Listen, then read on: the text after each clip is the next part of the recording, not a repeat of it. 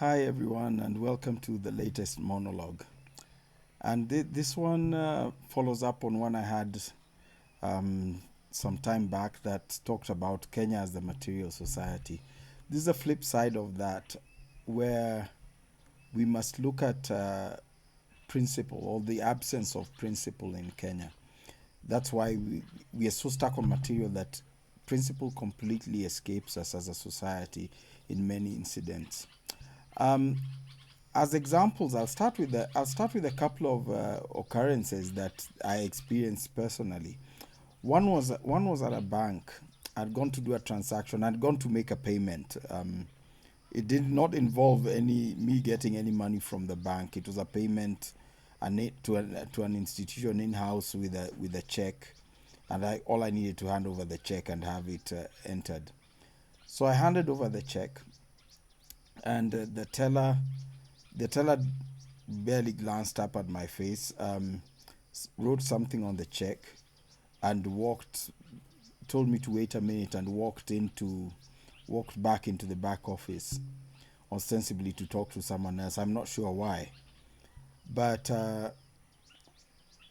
shortly after that, I receive a phone call. I'm still standing at the counter waiting, and I'm told that the phone call is to authorize a check that someone has brought in to that's drawn on my account. And I said, no one's brought in a check on my account. I'm the one standing at the counter right here who just brought it in. And the lady comes back very embarrassed, looking looking flustered, and then she opened certain pages on the computer. I know she opened the identity page on the account, which has my photograph, signature, and everything, and suddenly starts making excuses like, oh, it's a very old photo here. um we didn't know you were actually the signatory of the account. Oh, you've had this account for such a long time, and all sorts of rubbish. But the bottom line is that she looked at me and looked at the amount being transacted and felt that there's no way I could be the person transacting this amount of money, and she didn't bother looking at that page, and went to talk to her superior if she could have clearance to bank that check, etc. But this was an embarrassing incident, but it's not isolated in Kenya. If you look at even occasionally, which it's more often than not that celebrities or famous people in Kenya fall afoul of the society, mostly for unjustified reasons, and they end up being subjects of various online attacks. And the funniest thing is that the people who think they've got this right and are justifiably defending the famous people, the line they take to defend these people is the line that so and so, you are attacking him or you are attacking her, and you're probably typing on some really cheap phone, and you don't even have anywhere near the amount of money he or she, this celebrity, has. That's rubbish. It shouldn't matter how much money you have. Unfairly attacking someone is wrong, regardless of whether you're rich or poor. But in Kenya, we accept that when you're wealthy, you can get away with bad behavior, misogyny, violence, and even basically criminal felonies. And it's because we lack principle. That's why we accept every bit of nonsense our leaders present to us, because they are so well paid and they're so wealthy. So we find it very difficult to tell them all sorts of truths. Now, if you come to this is the societal problem, and obviously it moves up into the functioning of our government organizations, etc., etc. If you move up into government functions, you will see it's often reported, and even our press adopts this primitive line, that the government has just built a multi-billion or 10 billion shilling hospital in whichever place. That is a completely meaningless statement. The only hospitals are for treatment of people who are suffering from various illnesses and health challenges. And the key thing would be government has built a hospital in place X with the capacity to treat to house 200 patients at a time, with a 10-bed ICU unit, intensive care unit, maybe 3 operating theaters, and they've recruited 30 doctors to do this, 2 specialists in neurosurgery, whatever. Those are the details. Doctors treat people, hospitals don't treat people. The cost of the hospital is completely meaningless, especially in a country like Kenya, where costs of everything are inflated to make up for the corruption that is typical of our procurement. So we always get excited when we hear it's a multi-billion this, multi-billion that.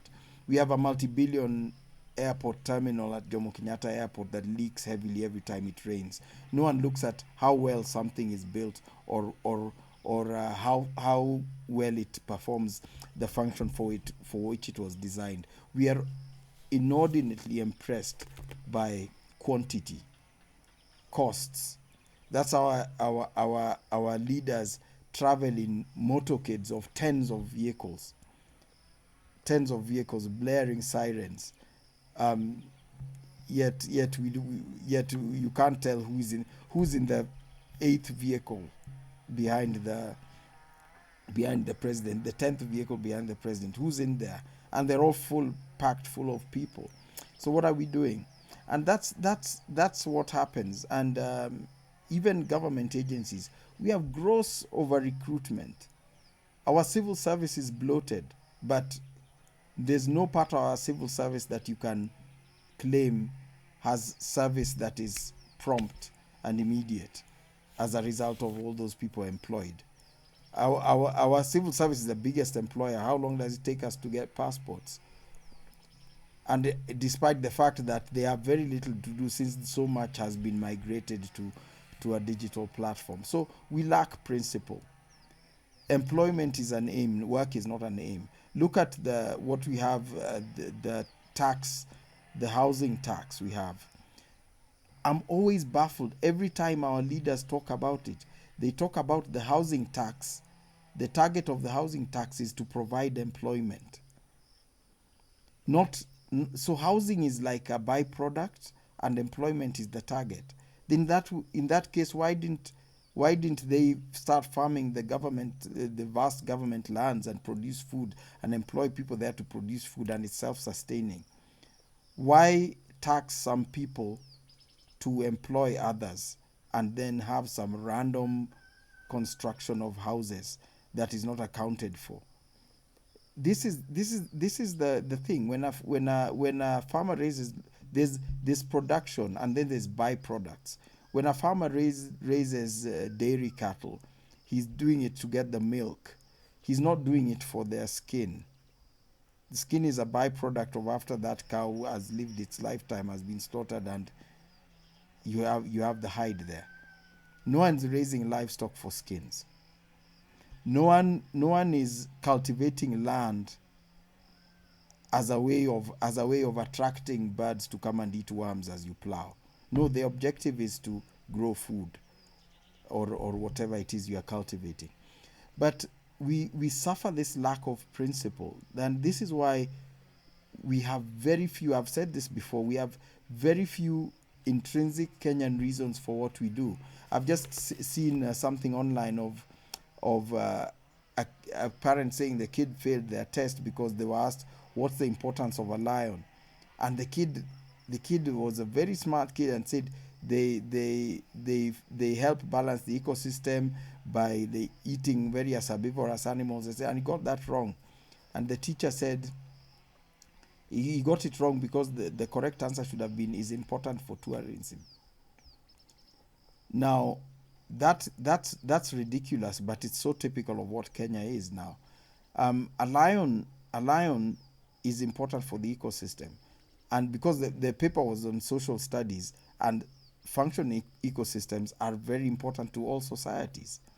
And not every lion, some lions live in places where tourists never ever go. So not a lion cannot be the purpose of a lion, the most important, the basis of importance of a lion. Tourism is just a byproduct. I've always said it. But this goes on and on through what our state does. Look at the now fast unraveling Haiti deployment of our security forces. The thing is, we could not find a principled Kenyan reason why we were taking those security forces there. It was only because there was some money on offer for it. We changed our education system not because we had any intrinsic reason, and that's why it's in a shambles now, but it's because someone gave money to change it. And we must find principled reasons for doing what it is we do. We have a group of people in our leadership, in our legislatures, who call themselves the opposition. But their leader is currently flying around campaigning for a continental position financed by the government they're supposedly opposing. So how are they functioning? What is it they're doing? I think it is principle starts from the individual. And these are all symptoms of how deeply we suffer as individuals from lack of principle. Once we get this set up at individual level, once we know why we tell our kids what we tell them, why we do the jobs we do, why we make the decisions we make, then it's all sort of trickles upwards. Then we become a principled society. Oh, I don't like that. And it's a constant source of angst to me when I meet farmers who complain that prices for this crop are poor, but reason they can't tell you when they decided to grow that crop or why. It's just that people all around here have always been growing coffee, so I'm growing coffee too. Everybody around here is growing tea, so I'm growing tea too. Pyrethrum, whatever it is, it is usually the cash crops. And that's because we don't have a principle for doing what it is we do. That's why we grow these cash crops with poor prices on lands that are fertile enough to grow food. So we export them, get the poor prices in dollars, and use the same dollars to import food from other places. This is simple lack of principle, and this is something we must all explore as individuals. There are certain behaviors that you find arguments in society about whether something is wrong or not, whether especially whether it's interpersonal relationships. People say we should do this, men should do this, women should do that, and all this kind of thing. No one individually seems to know how or why he or she should behave in a certain way based on their own needs and their own principles. And this is why the young people in this country are beginning to smell the bullshit, if I may use that word, of the older middle-aged generation, the one that I belong to, because everything we do was to serve the government, to serve tourists, to serve export markets, to serve global trends. Suddenly, say AI is where the whole world is going. Cryptocurrencies is where the whole world is going. Carbon credits where the whole world is going. We are doing everything because that's what people are doing. We do not have principled reasons for doing what we do. And if we stay in that situation, we will always suffer. We will always be the client state that the world regards us as. If one may look at the video on Al Jazeera with a special envoy on Haiti, somebody foot from the US, and he said Kenya can't do that. It should be the EU, the US, or Great Britain. He mentioned Great Britain twice, who can do that. And he said disdainfully that Kenya can't even secure Nairobi. And if you look at what he did, was typical of the typical rudeness we expect from American US government people when they're dealing with the client states. But in principle, what he was saying is the Haiti thing is an imperialist, as a crass imperialist project, and Kenya cannot count itself as an imperial power. And that is a compliment to us. Imperialism, there's no good angle to imperialism, and we should stop aspiring to it. And we wouldn't be aspiring to it if the people, our society, and our leadership actually had principles for doing what we are doing. Let's think about that and find principles for everything we do.